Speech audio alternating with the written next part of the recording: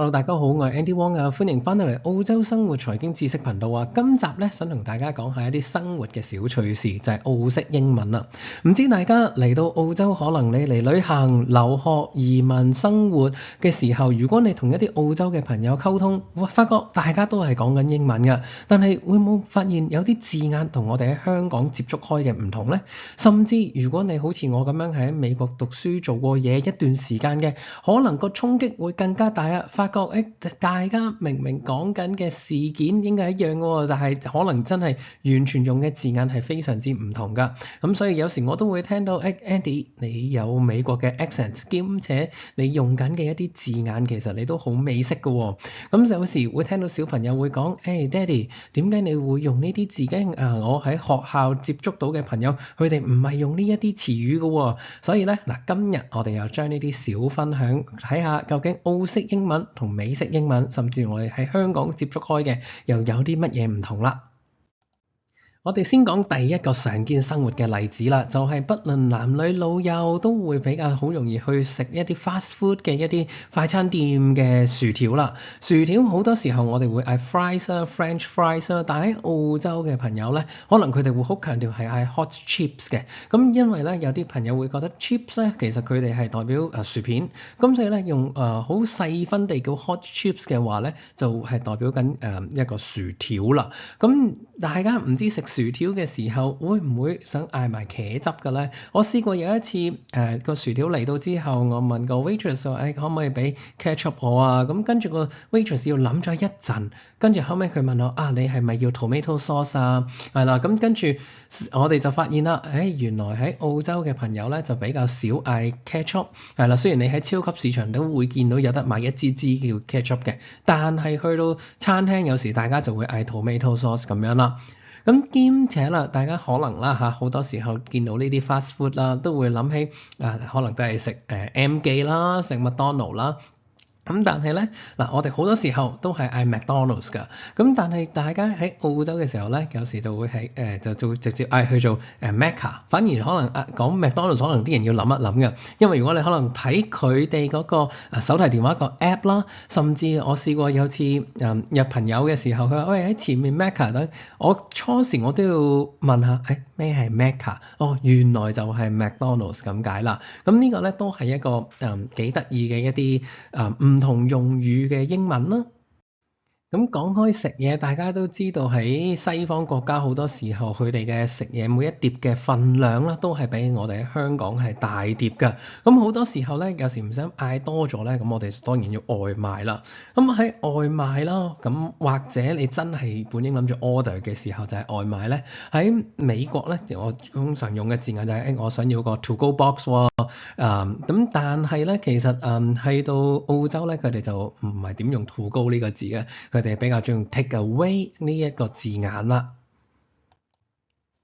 咁所以咧，其實喺食物上面，頭先講過薯條、薯片啊、外賣啦，其實仲有一個咧就係汽水啦。嗱，我試過對住個小朋友，咁我自己對住我個女就講話，嗱，你去拎啲 soda 俾我啊，咁唔該咁樣。咁跟住咧，突然間另外佢啲朋友仔咧就呆咗，咁點解無啦啦講咩 soda 咧？係啦，咁跟住後尾就有個 parents 就喺度笑啦，就Andy 你真係好鬼仲好美國一啲字眼，跟住我嗰下都諗下，我用 soda 有咩問題咧？咁其實當然係冇問題嘅，只不過咧澳洲嘅字眼咧就中意用 soft drink 啦。咁呢一啲仲有嘅食物上面，例如牛油果啦，咁當然avocado 啦咁樣，咁但係喺呢邊有時好簡稱就話我要 avo，咁就代表咗㗎啦。講完食嘢咧，咁當然少不免一定要講下交通上面嘅一啲用詞啦，因為去到外國好多時候你都無論租車又好，或者你平時揸車都會成日接觸到嘅。咁例如啦，即係喺美國我哋揸完車要入油嘅時候，通常我哋就話我去 gas station 去 fill up 啲 gas 啊咁樣。咁當時啦喺香港長大嘅我，去到美國嘅時候，突然間聽到人話要 gas 唔係即係煤氣咩？咁其實就係代表油站啊咁樣嘅，即係入油嘅。咁但係咧去到澳洲咧就要調翻轉啦，就佢哋就反而係用翻我哋平時香港嘅字眼去即係可能 petrol 啊咁樣嘅。咁但係咧即係如果話佢哋就好少話去 gas station 嘅，咁可能去 servo 啊咁樣啦，係啦。咁呢一個就係其中一個比較明顯個分別嘅一啲用字啦。咁而且啦，喺揸車嘅時候，當然我哋側邊會有行人路啦。咁行人路咧喺美國就叫 sidewalk 啦。咁而喺澳洲咧就通常叫 footpath 嘅。咁所以可能睇路標啊嘅時候，有時有啲字眼佢哋唔係用圖像而係純粹用文字咧，咁大家都可以去理解一下啦。咁但係啦，即係我會覺得喺行人路上面嘅其中一個特色都係兩邊都係相對係少人行㗎啦，除非你係去到比較旺嘅區啦，否則可能行完成一兩個 block 都未必有人喺條行人路度行緊嘅。咁揸車咧就少不免就會去到高速公路嘅。咁高速公路咧，我哋喺美國通常會就係 highway 啦。咁有啲人就會去做 interstate 啦。個原因係因為美國好多例如 I5 啊、I10 啊呢啲係代表講緊穿州過省嘅一啲高速公路啦。咁所以就會叫 interstate 嘅。咁但係喺澳洲咧就通常高速公路我哋會叫 motorway 啦。咁好明顯啦，即係有時我都會習慣講開 highway 嘅時候咧，有時唔係好慣講 motorway，但係咧我就會用一個比較 common 嘅一個字眼，兩邊都通常會常用嘅，就係叫 freeway 啦，係啦，咁呢個咧都係減少我費事有時要調轉啲字啦，咁盡量去有時揾啲 common 嘅字眼一齊用咯。而講開車呢一樣嘢咧，咁大家可能會見到呢張圖啦，即係一啲叫皮卡車啦，或者叫農夫車嘅。咁其實我自己習慣就叫 pickup truck 啦，因為即係我哋例如大家會見到即係後邊係一個可以放嘢嘅一個 trunk 啦。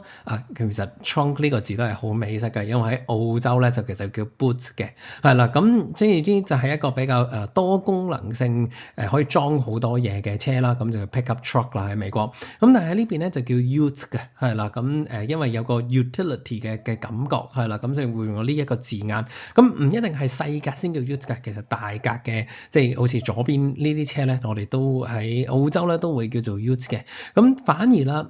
右邊嗰種咧，即係比較好似房車，但係後邊有個 trunk 應該有個 boot 啦，係啦。咁其實反而呢一啲咧就係比較更加係澳洲特色啲嘅一個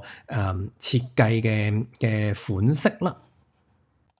咁交通嘅用字當然頭先都提咗唔少，油站啊、車尾燈啊、行人路、高速公路啊、pickup truck 嗰類啊，咁都提到啦。咁但係其實仲有一啲例如轉彎嘅燈號啦，咁美國就叫 turn signal 啦，咁澳洲就叫 indicator 啦，係啦。咁而停車場咧，美國我哋美式英文就中意講多啲叫我去 parking lot 啦，係啦。咁但係呢邊就中意講 car park 多啲嘅。咁而迴旋處咧，可能因為我以前喺加州嘅時間比較多啊，咁其實比較嗰個路面設計係小迴旋處，通常嗰邊中意用啲four-way stop 嘅，即係一齊停晒喺度，咁跟住睇下邊個停到咗停咗先嘅就可以行先啦，係啦，咁同呢一邊個迴旋處個設計個或者個用法有啲唔同啦，咁但係美式嘅迴旋處會叫 traffic circle 啦，咁但係澳洲例如 Sydney 呢邊啦就會比較多關於係叫roundabout 嘅字眼啦。咁其實咧交通啊或者車上面嘅用語仲都有好多大家用法啊或者用字有啲唔同嘅。咁甚至可能大家都會留意到啦，有啲車款明明喺澳洲係叫呢一個 model 叫呢個名嘅喎，但係喺美國又唔係叫呢個名嘅喎。咁呢一啲咧有時都會係幾得意嘅，係啦。咁呢一個不妨留意多啲，甚至你如果諗到啲咩嘅都話我聽啊嚇。咁今集點解我會係主要係講澳式英文同美式英文呢？因為大家如果可以留意下，我哋香港長大可能會比較接觸得多啲係英式嘅英文啦。咁我哋其實可以留意到喺世界各地，即係澳洲啊、英國啊、加拿大啊、美國啊呢4個地方嘅英文呢，當然大家都係講英文，但係如果你話最大嘅差異化，可能係澳式同美式嘅英文嘅用字啊。咁呢個就係其中一個原因，點解我今集會主要講呢兩個地方嘅用字啦。仲有嘅就係有一次啦，我喺生活上面啦，就有去咗一個 playground，咁有啲小朋友玩緊，即係有個4-5歲嘅小朋友啦，咁佢玩下同小朋友即係叫做即係純粹捉伊人咁樣，咁輸咗定唔知點樣，或者有人奸茅啦嚇。有個小朋友咧，佢就即刻就話：哦，你咁曳，好，我打電話去911，我去揾警察去捉你啊！咁嗰下咧，其實係無論識定唔識嘅 parents，如果咁啱都聽到呢個小朋友咁大聲咁樣講呢件事嘅時候咧，其實我哋係笑咗出嚟㗎。咁點解咧？因為證明其實而家嗰個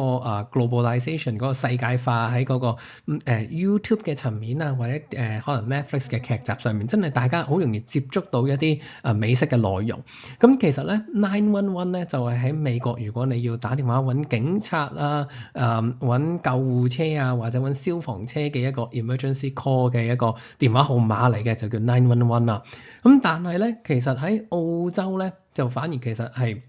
3個0 000 或者 000 嘅。咁呢一個咧，就所以當時咧嗰個小朋友個媽咪就話：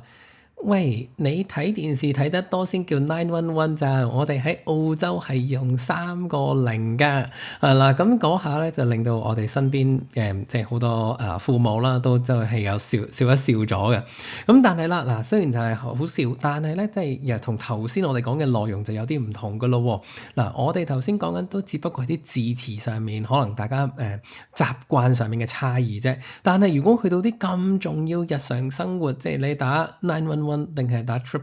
嘅時候，個影響就會好大啦。咁所以除咗用字嘅差異之外咧，大家都要小心下呢啲重要嘅分野啦。如果大家中意我今集嘅小分享咧，記得 like、subscribe 嘅內容啦，甚至你都可以 comment 去講下究竟你又遇過有啲咩身邊特別嘅例子啦。如果有興趣嘅，我將來可能會再講一啲其他範疇實用性嘅